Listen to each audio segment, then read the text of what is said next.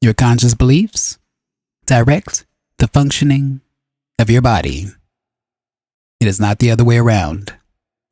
Your inner self adopts the physically conscious, physically focused mind as a method of allowing it to manipulate in the world that you know. The conscious mind is particularly equipped to direct outward activity, to handle waking experience, and oversee physical work. Its belief about the nature of reality are then given to the inner portions of the self. These rely mainly upon the conscious mind's interpretation of temporal reality. The conscious mind sets the goals, and the inner self brings them about, using all its facilities and inexhaustible energy. The great value of the conscious mind lies precisely in its ability to make decisions and set directions. Its role is dual, however. It is meant to assess conditions both inside and outside, to handle data that comes from the physical world and from the inner portions of the self. It is not a closed system, then. To be human necessitates fine discrimination in the use of such consciousness. Many people are afraid of their own thoughts. They do not examine them. They accept the beliefs of others. Such actions distort data both within and without. There is no battle between the intuitive self and the conscious mind. There only seems to be when the individual refuses to face all the information that is available in his conscious mind. Sometimes it seems easier to avoid the frequent readjustments in behavior that self-examination requires. In such cases, an individual collects many second-hand beliefs. Some contradict each other. The signals given to the body and to the inner self are not smoothly flowing or clear-cut, but a muddy jumble of counter directions. These will immediately set off alarms of various natures. The body will not function properly, or the overall emotional environment will suffer. Such reactions are actually excellent precautions, meant to be taken as a sign that change is needed.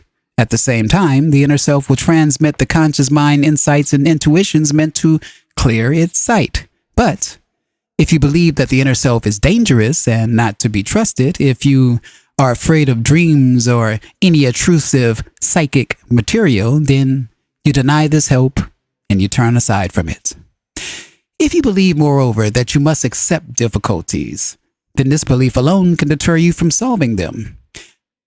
I repeat, your ideas and beliefs form the structure of your experience. Your beliefs and the reasons for them can be found in your conscious mind.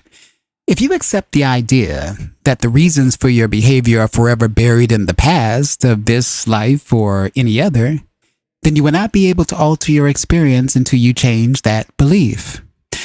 I'm speaking now more or less normal experience. Later, we will discuss more particular areas such as circumstances in which illnesses date from birth. The realization that you form your own reality should be a liberating one. You are responsible for your successes and your joys. You can change those areas of your life with which you are less pleased, but you must take responsibility for your being. Your spirit joined itself with flesh, and in flesh, to experience a world of incredible richness, to help create a dimension of reality of colors and form. Your spirit was born in flesh to enrich a marvelous area of sense awareness, to feel energy made into corporeal form. You are here to use, enjoy, and express yourself through the body. You are here to aid in the great expansion of consciousness. You are not here to cry about the miseries of the human condition, but to change them when you find them not to your liking through the joy, strength, and vitality that is within you, to create the spirit as faithfully and beautifully as you can in flesh. The conscious mind allows you to look outward into the physical universe and see the reflection of your spiritual activity to perceive and assess your individual and joint creations.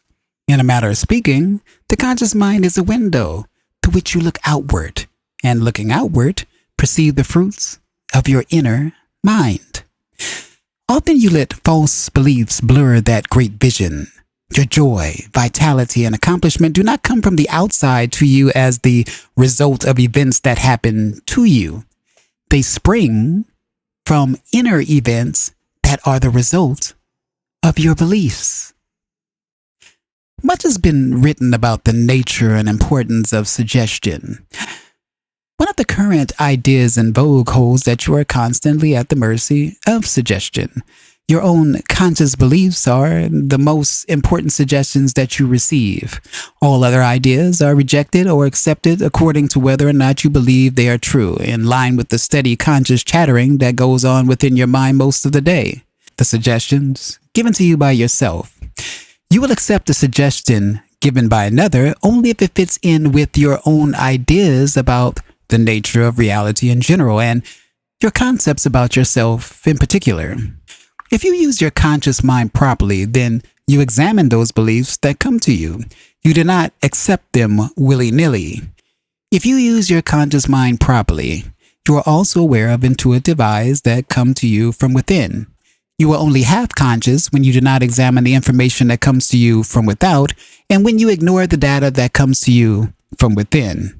Many false beliefs, therefore, are indiscriminately accepted because you have not examined them. You have given the inner self a faulty picture of reality.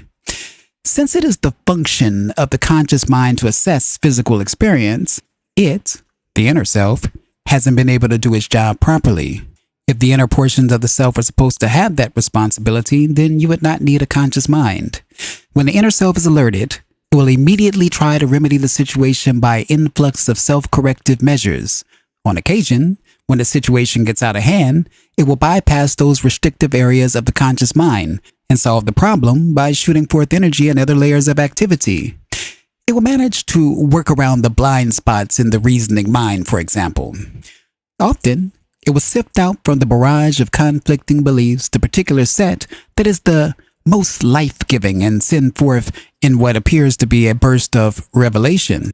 Such revelations result in new patterns that change behavior.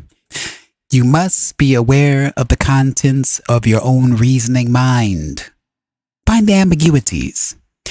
Regardless of the nature of your beliefs, they are indeed made flesh and material. The material of your being cannot escape itself. Your thoughts blossom into events. If you think the world is evil, you will meet with events that seem evil. There are no accidents in cosmic terms, or in the terms of the world as you know it. Your beliefs grow as surely in time as space and flowers do. When you realize this, you can even feel they're growing. You may take a break. This marks the end of Steph Speaks, The Nature of Personal Reality. This is Chapter 2, and our Part 10. What did you think about this particular passage? Leave it in the comments below. Don't forget to like, subscribe, and share this video with a friend. Until the next time, I am Tony Victory, a wolf uncaged. Thank you for watching. Thank you for listening. Thank you.